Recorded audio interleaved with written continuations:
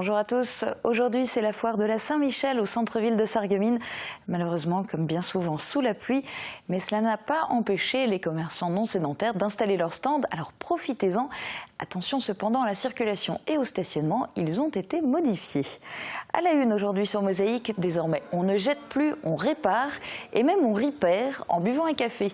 La deuxième édition de Repair Café a eu lieu ce week-end. Après Vitrin, les petites mains se sont installées à Zétain pour proposer aux habitants de venir réparer des produits de tout type et leur donner ainsi une nouvelle vie. Le projet est soutenu par la Casque dans le cadre du plan climat et va donner lieu à de multiples animations. On y revient plus en détail dans un instant dans le JT. Mais d'abord, le sommaire complet de tous les thèmes que nous allons aborder dans cette émission. Avec l'agglo, plus belle la vie. Au programme aujourd'hui sur Mosaïque, Sarreguemines dans la tourmente, un film réalisé à base d'images d'archives retrace l'histoire du secteur de 1937 à 1950. Opération séduction pour les associations de Lixin-les-Roulins qui ouvraient leurs portes au public. Repair Café ou comment réparer en toute convivialité avec l'association Les Petites Mains. Petite histoire de la donation d'Hausen à Kalhausen. Tendance art et culture, Gérard Dabonneau, passionné de musique mécanique, joue de l'orgue de Barbarie. Enfin, en dessert, découvrez la recette de la brioche perdue aux pommes. Et vous venez de le voir dans le sommaire, vous allez découvrir aujourd'hui en avant-première des extraits du film Sarreguemines dans la tourmente. Et pour en parler, j'ai le plaisir d'accueillir tout à l'heure un invité que vous connaissez bien, Jean Birkel. Il est co-réalisateur de ce document d'exception. Mais d'abord, replay avec des images d'archives plus récentes. La lecture pour tous, y compris pour les détenus. Il y a 7 ans, jour pour jour, une convention a été signée entre la médiathèque communautaire de Sarreguemines et la maison d'arrêt Replay. Votre ordinateur virtuel accessible où que vous soyez, 24 heures sur 24, depuis votre PC, Mac, votre tablette ou votre smartphone. Pour les pros, la solution c'est le cloud ID Réseau.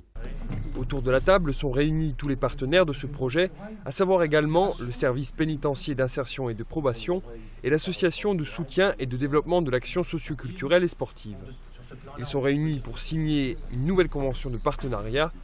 Grâce à cela, les détenus de la maison d'arrêt de Sarreguemines disposent d'un nouveau fonds documentaire, une sorte de médiathèque à l'intérieur des murs de la maison d'arrêt. Dans le cadre de cette convention, la médiathèque renouvelle toutes les 6 semaines les ouvrages mis à la disposition de la maison d'arrêt. Elle assure aussi la formation de détenus pour la gestion de leur bibliothèque et propose ponctuellement des animations, ateliers et expositions hors les murs. Et puis, c'est le temps d'en parler puisque effectivement c'est un temps parfait pour lire. Regardez les prévisions de Météo France pour demain présentées par Sandrine Serbino. 7,6% des accidents du quotidien ont pour origine l'activité domestique. Assurance accident de la vie, la sécurité par tous les temps. Bonjour tout le monde. Pour demain, il devrait enfin y avoir moins de pluie. Mais bon, moins de pluie ne veut pas dire plus de pluie du tout et la matinée en sera l'exemple. L'après-midi, ce sera plutôt un régime d'averses qui s'installera et attention également aux rafales de vent qui seront assez fortes. Côté température, les minimales iront de 12 à 14 degrés, les maximales de 14 à 16 degrés. Demain jeudi 17 septembre, nous fêtons les Renault. Le soleil nous accompagnera de 7h07 à 19h38. Et malheureusement aujourd'hui, les aires de jeu risquent de rester désertes, mais rassurez-vous, les enfants savent s'occuper autrement. Regardez.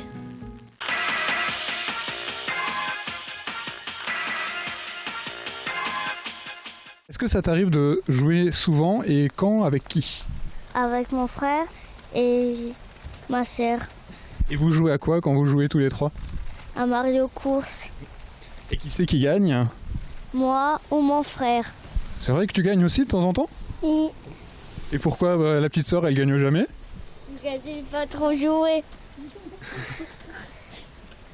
Elle est petite encore, elle a que 4 ans. Je parraine un ami et tout le monde y gagne. Mon filleul, ma banque et moi. Au Crédit Mutuel, un client satisfait rayonne. Tour d'horizon des titres à la une du Républicain Lorrain aujourd'hui. En page régionale, Fédélor, la Fédération étudiante de Lorraine, publie pour la 2e année une étude sur le coût de la rentrée et constate une hausse d'1,60%. L'association s'apprête à ouvrir une seconde épicerie solidaire en Lorraine, à Metz, pour les étudiants les plus démunis. En page locale, la Villa Lalique veut toucher les étoiles. Jean-Georges Klein, ancien chef du restaurant Larnsbourg, a pris mardi les commandes de la Villa René Lalique à Wingen-sur-Moder. Son objectif est clair, décrocher des étoiles. Enfin, à la une de l'édition de Forbach, il faut sécuriser la route du Parc à Bois. Régulièrement inondée lors de fortes pluies, elle a déjà été le théâtre de plusieurs accidents mortels. La communauté d'agglomération de Forbach est poursuivie en correctionnel par la famille d'un cyclomotoriste tué il y a 2 ans sur cette route. L'actu du secteur en images, voici le JT de Mosaïque.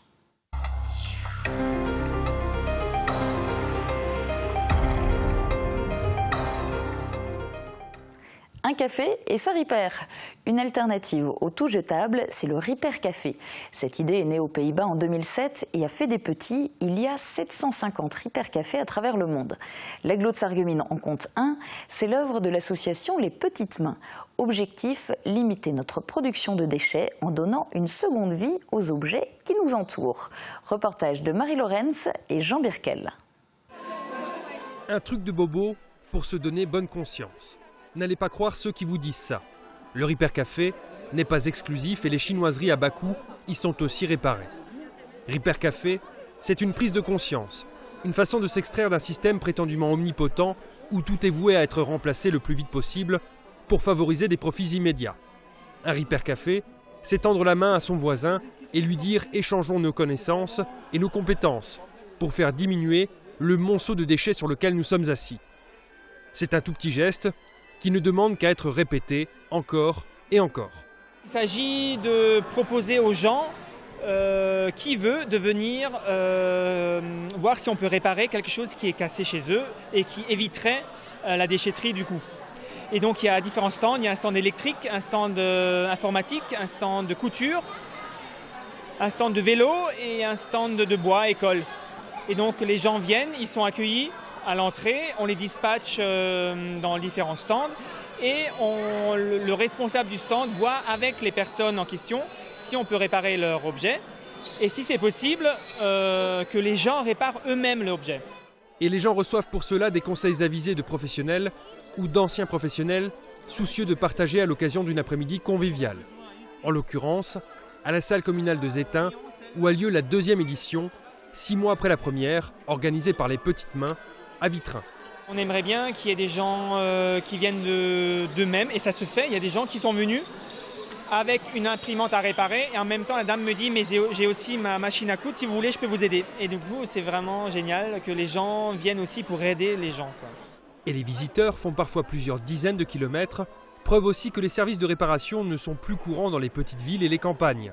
Mais bonne nouvelle, le Ripper Café est itinérant et s'installera, si possible, dans toutes les communes de la Casque.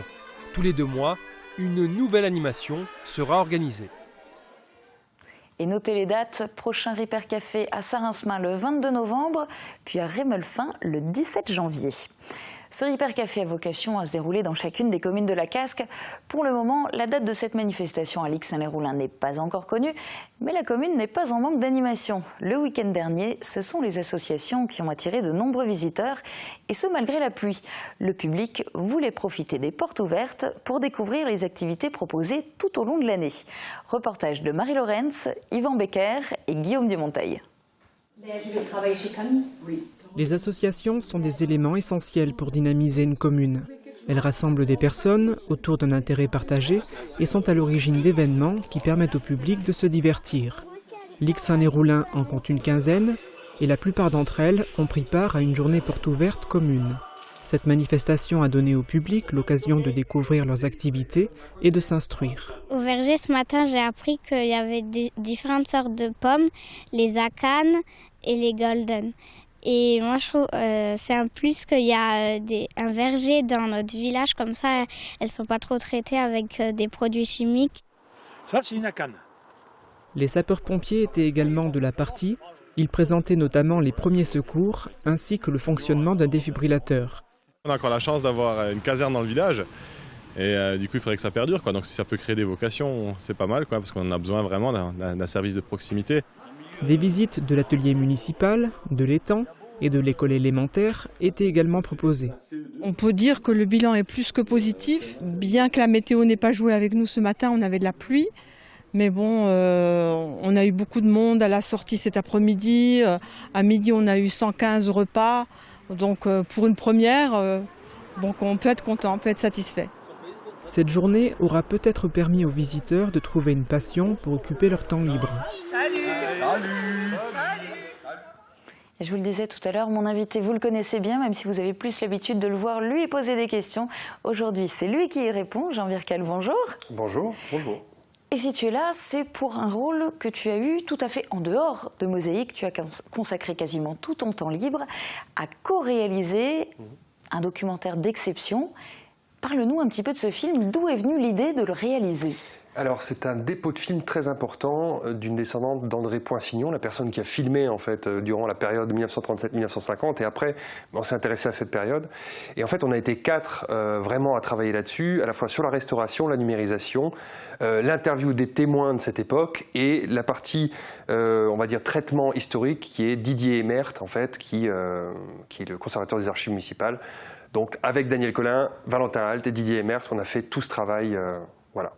Avec du coup, je ne sais pas si on peut donner quelques chiffres, le nombre de mètres de pellicule, le nombre d'heures passées à tout ça. Alors, ça chiffre autour du millier d'heures, puisqu'il y a 1600 mètres de pellicule qui ont été restaurés. Il y a eu à peu près 7 heures de rush qu'il a fallu en fait traiter avec... la moitié, on en a traité la moitié parce que l'autre moitié, ce sont des films familiaux. Donc on a traité ça et on l'a projeté devant Bernard Zins, donc l'association historique de Kalausen. On a projeté ça devant les membres de Confluence, devant les archives départementales, enfin le représentant des archives départementales de la Moselle. Ils ont tous vu et on a remis, on va dire, on a donné du sens à tous ces éléments. On a mis bout à bout et on a commencé à comprendre en fait de quoi il s'agissait à ce moment-là. Alors on va en reparler, mais on va regarder déjà un premier extrait. C'est un extrait que tu as choisi. Pour quelle raison ? Alors, ça c'est un extrait au tout début de l'annexion, en fait, on voit la reconstruction d'un pont. En fait, ça illustre assez bien, donc ça se passe sous l'autorité allemande, ça illustre assez bien ce qu'a vécu Sarreguemines à cette époque. En fait, il y a une période de marasme économique à partir des années 30, au moment où Sarreguemines se retrouve derrière la ligne Maginot. Et donc, marasme économique, destruction des ponts, destruction de la ville suite à des bombardements. Et donc, il faut faire face à tout ça, et la population fait face. Reconstruit, repart à zéro, avec l'aide de André Rauch et du major Bennett directement en fait après la libération. Et en fait, c'est vraiment, on va dire, des choses qui sont illustrées dans ce film, à la fois sur le plan militaire et le plan humain de la reconstruction. Alors, on va regarder déjà ce premier extrait donc de reconstruction sous l'autorité allemande.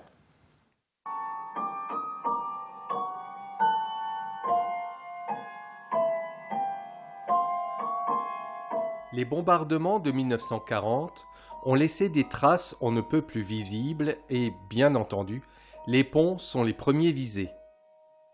On a détruit, alors il faut reconstruire, et les autorités allemandes vont s'en charger prioritairement. Afin de laisser la circulation entre les deux rives de la Sarre, on érige alors un pont provisoire dans le prolongement des rues Clémenceau et Hutschneider.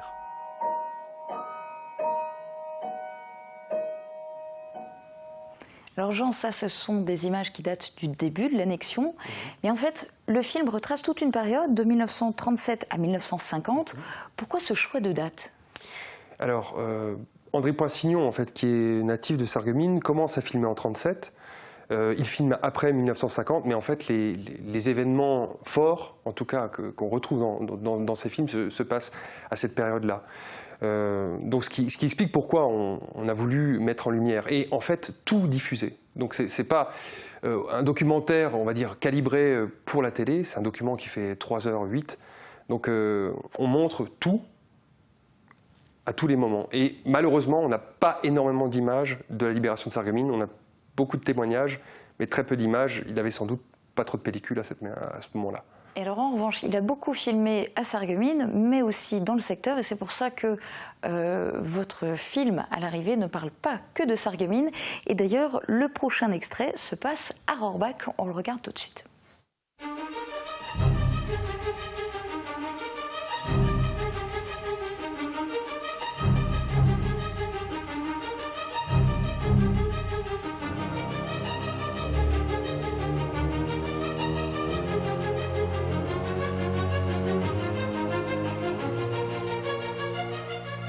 Grand remue-ménage à Rohrbach-les-Bitches en cette fin de semaine d'octobre 1943. On parade, on défile, on met en musique, on discourt et on plastronne.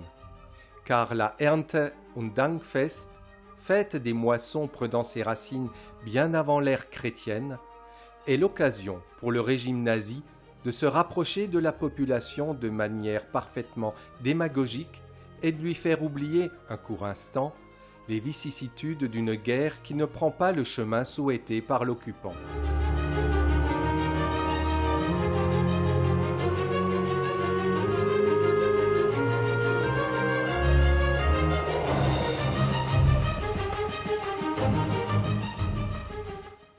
Alors là, c'était à l'occasion de la fête de la moisson. Mais en fait, dans le film, il y a énormément de passages où on voit toute l'intervention des Allemands, l'incorporation dans la jeunesse hitlérienne, les témoignages qui vont avec. Est-ce que c'est facile de travailler sur cette période-là, de revenir sur cette période-là?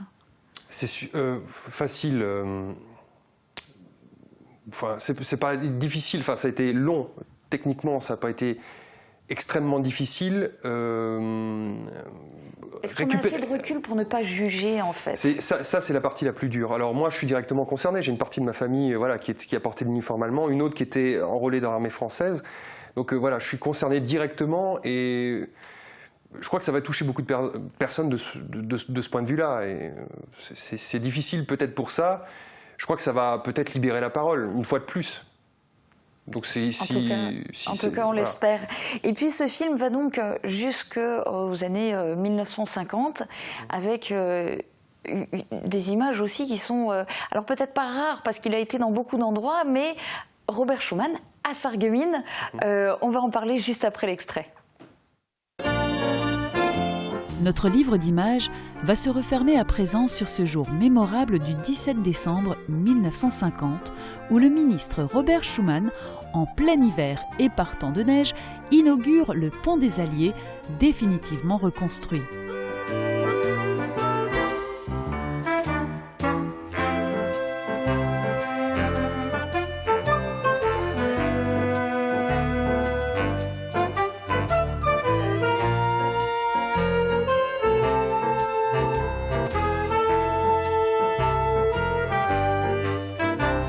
Certes, le pont est reconstruit, mais que de ruines jonchent encore la ville. Sarreguemines ne va pourtant pas tarder à se relever dans les années qui vont suivre. Donc, preuve qu'il y a aussi des images, des notes positives dans ce film. C'est sûr. L'avenue de Robert Schuman, en fait, ça illustre en fait, le renouveau de Sarreguemines. La reconstruction, la façon dont on repense la ville, dont on installe en fait la zone administrative où se trouve puisque donc les faïenceries sont aplaties, donc on construit la zone administrative, l'actuelle mairie, les cinémas. Et c'est aussi le moment où les commerces et les associations reprennent vie en fait et se mobilisent pour faire la foire exposition et de grandes manifestations sportives, le Grand Prix de Sarreguemines, la fête nautique, des choses qu'on voit à ce moment-là. Alors toi personnellement, parce que tu t'es plongé pendant des mois dans ce travail, parce que c'est un travail de titan, tu as eu des heures de film. Toi, s'il y a une image ou un événement, qu'est-ce qui t'a le plus marqué dans ce que tu as découvert? Alors pour moi, ce sont le retour des cloches de l'église Saint-Nicolas. Parce que en fait, ça me touche directement. Gamin, j'ai compris que les cloches avaient été démontées, détruites par les Allemands, et ma grand-mère était marraine d'une des cloches qu'on a réinstallées. Donc cet événement-là, qui en plus filmé assez longuement, est pour moi un événement assez sympa. Eh bien, écoute, merci beaucoup pour ton témoignage. Il ne reste plus qu'à vous inviter tous à assister à la projection vendredi soir, samedi soir à 20h à l'hôtel de ville de Sarreguemines. Entrée libre, mais attention, les places sont limitées, donc allez-y très vite. On se retrouve dans un instant pour la suite de l'émission.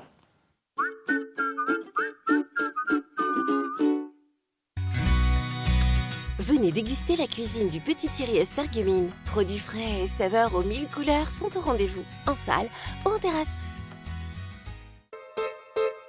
Vous l'attendiez tous? La saison culturelle de la ville de Sarreguemines redémarrera sur des chapeaux de roue dès le vendredi 2 octobre prochain. Raphaël, Isia, Ibrahima Alouf, Oxmo Puccino, Sophia Aram, Camille Chamou, Michel Bernier et bien d'autres. Tout un programme à découvrir sur www.sarreguemines.fr. Abonnement à partir du mardi 8 septembre à 10h dans le hall d'accueil de la scène de l'Hôtel de Ville ou directement sur le site de la ville www.sarreguemines.fr. Renseignements à l'Office de tourisme Sarreguemines Confluence. Traiteur Henri, c'est le choix de plats à la carte, plats du jour, buffet froid et repas avec prestations de cuisine et service. Nouveau, dès le 1er octobre, Traiteur Henri livre ses plats du jour dans un rayon de 20 km autour de Sarreguemines.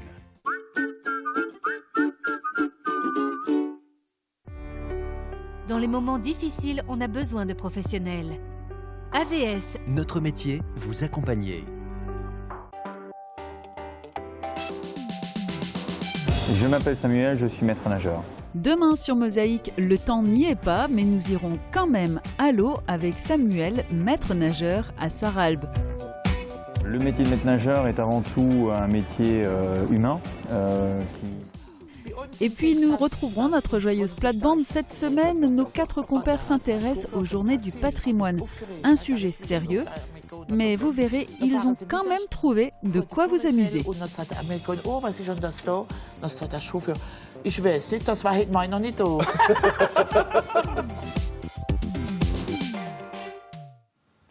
Calouze regorge de petites histoires et en voici une qui, si on en lit l'intégralité sur le site internet de l'AHK, l'association historique de Calouze, mérite vraiment qu'on s'y intéresse.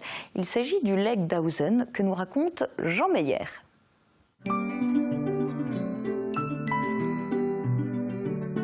FBS, du bon temps par tous les temps.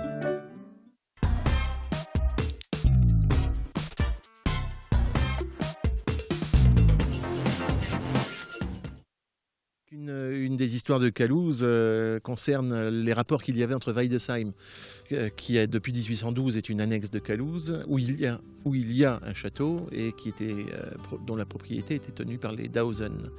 Et en 1854, un D'Hausen décède, Maurice D'Hausen, qui est relativement jeune, enfin il a 24 ans, je dis relativement jeune parce que pour l'époque c'était relativement jeune. Et donc, lors de l'ouverture du testament, on apprend qu'il lègue à la commune de Calouze une somme de 5000 francs, à charge pour la commune de le placer de façon à ce que ça rapporte et que ce rapport soit donné par le curé aux pauvres de la paroisse. Alors 5000 francs de l'époque, donc 1854-1857, ça représente environ 12 800 €. Ce qui est quand même déjà une belle somme. Placé, ça peut rapporter un peu de sous et donc tous les ans, le rapport devait être partagé entre tous les pauvres de la paroisse. Charge au curé de définir qui étaient les plus pauvres ou les plus nécessiteux de la paroisse. Et c'est à partir de là que Clochemerle ou Pépone et Don Camillo ont commencé à se mettre en place, puisque le curé ne voulait pas dire à la commune qui étaient les nécessiteux, à qui il remettait cet argent, et que la commune ne voulait pas donner l'argent tant qu'il ne savait pas qui étaient les nécessiteux qui en profitaient. Voilà, ça a duré relativement longtemps. Alors, je vous passe les péripéties diverses et avariées.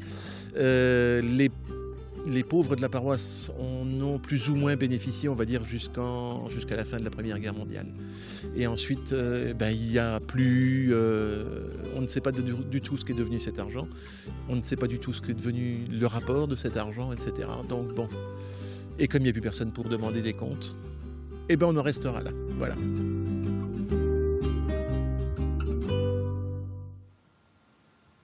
Et oui, chaque commune a ses mystères. Dans Tendance Agriculture, rencontre cette semaine avec un musicien qui joue d'un instrument atypique. Gérard Dabonneau, passionné de musique mécanique, joue de l'orgue de Barbarie. C'est un portrait signé Fiona Gajowski. Avec Firch Menuiserie, votre maison devient tendance.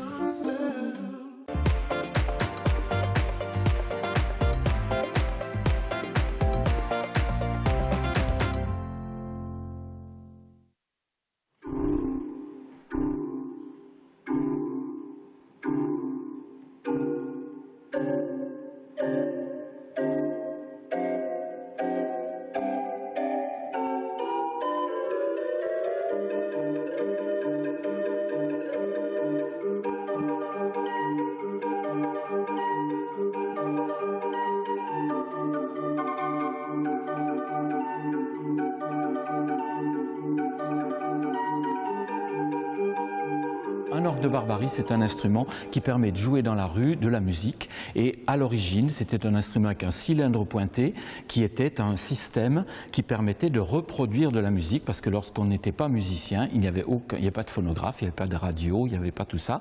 Et donc on enregistrait de la musique sur des cylindres pointés et ensuite on pouvait jouer cette musique dans la rue. Alors ensuite, on a inventé le papier perforé et le carton perforé, et ce système a permis d'avoir des morceaux plus longs. C'est-à-dire un cylindre faisait à peu près 50 secondes, on pouvait le faire en spirale, mais le papier et le carton ont libéré la musique mécanique de la longueur, c'est-à-dire qu'on pouvait faire des cartons de 50 mètres et des rouleaux de papier de 50 mètres. Donc ce papier et ce carton sont les supports d'une musique enregistrée. Elle est enregistrée sous forme de petits trous selon la hauteur et la longueur. Donc on a une partition de musique qui est transférée sur du papier ou du carton, et ce papier ou ce carton va passer sur une flûte de Pan qui est en fait un système de lecture qui permet à l'air qui se trouve dans une réserve dans l'instrument, l'air qui est dans la réserve va passer au travers des trous du papier, va en même temps soulever une soupape qui va permettre au tuyau correspondant de jouer la note qui était enregistrée sur le papier ou le carton. Alors l'instrument, on tourne une manivelle. Pourquoi il y a une manivelle? C'est parce que cette manivelle va permettre de donner de l'air à la réserve et puis va permettre également de faire avancer le papier tout doucement à la bonne vitesse.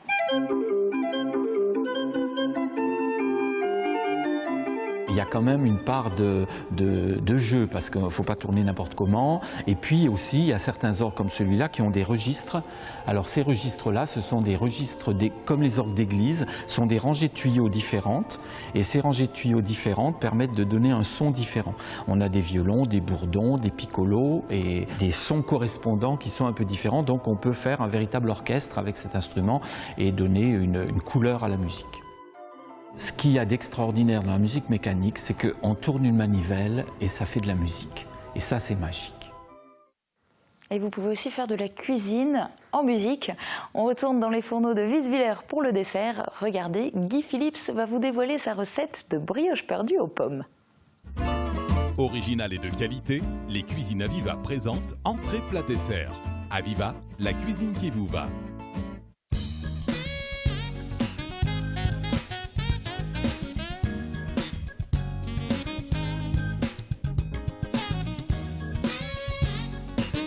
Bonjour, bienvenue à la bonne marmite. Comme dessert du jour, je vous propose un pain perdu aux pommes, flambé et meringué.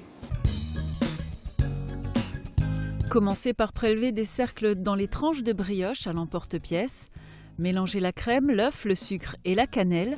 Dosez le sucre et la cannelle selon vos goûts et trempez-y rapidement les tranches de brioche.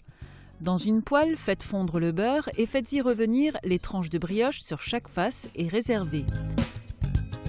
Découpez les pommes en tranches épaisses sans les éplucher et ôtez le centre. Faites-les cuire quelques minutes à la poêle juste pour les ramollir dans un peu de beurre. Dans un plat, disposez alternativement les tranches de brioche et de pommes les unes sur les autres en remplissant le centre des pommes de compote de pommes. Nappez l'ensemble d'une belle meringue, préparée avec des blancs d'œufs et du sucre, et saupoudrez dessus un peu de cassonade. Il ne reste plus qu'à passer au chalumeau pour un bel effet caramélisé. À défaut de chalumeau, quelques minutes dans un four bien chaud feront sensiblement le même effet. Servez aussitôt avec de la crème anglaise ou une boule de glace.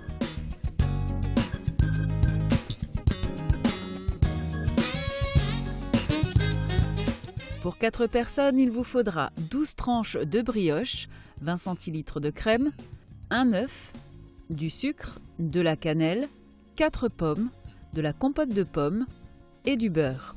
Pour la meringue, comptez 4 blancs d'œufs et 200 g de sucre. Cette recette est également réalisable avec tous les fruits de saison. Bon appétit! Le mercredi, c'est aussi le jour du cinéma avec la sortie des nouveaux films. Pour en profiter gratuitement, rendez-vous sur la page Facebook de Mosaïque pour tenter de gagner une entrée gratuite pour le film de votre choix. Bon ciné et très bonne journée à tous, à bientôt.